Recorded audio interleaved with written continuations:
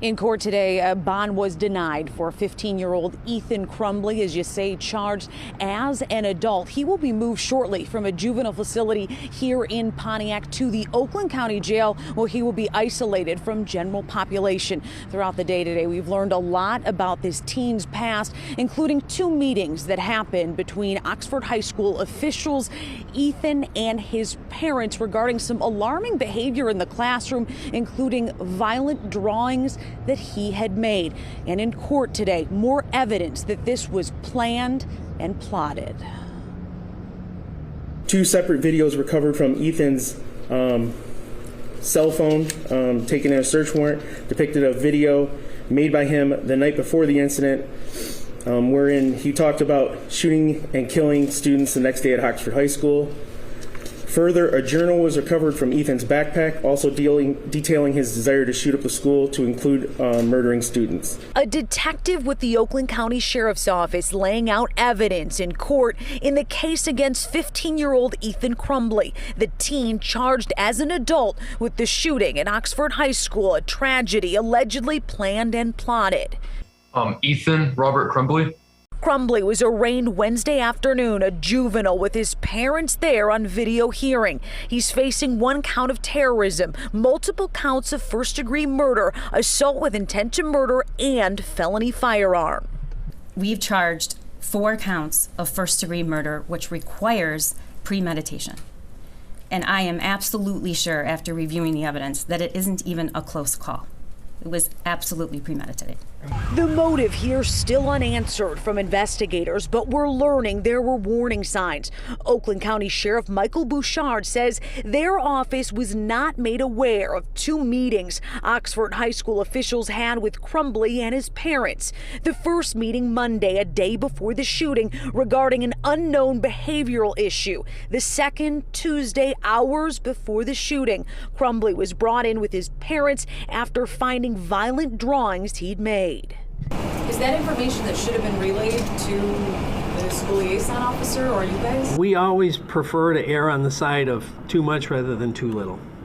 I can't really go much beyond that, but we would rather, as I said yesterday, check out 1,000 nothings and miss one real deal. McDonald says they're relying on a mountain of digital evidence and video from inside the school to prove this was plotted and planned. Meanwhile, investigators say the Sig Sauer firearm allegedly used in the shooting was purchased on Black Friday by Crumbley's father just 4 days before the shooting. We are considering charges against both parents, and we will be making a decision swiftly. Again, the alleged shooter being charged as an adult and soon to be held as an adult at the Oakland County Jail, where he will be isolated from general population. Important to note, we learned today from the sheriff that he has no record at school of behavioral issues beyond what happened this week, and no expulsions either. He has no criminal record.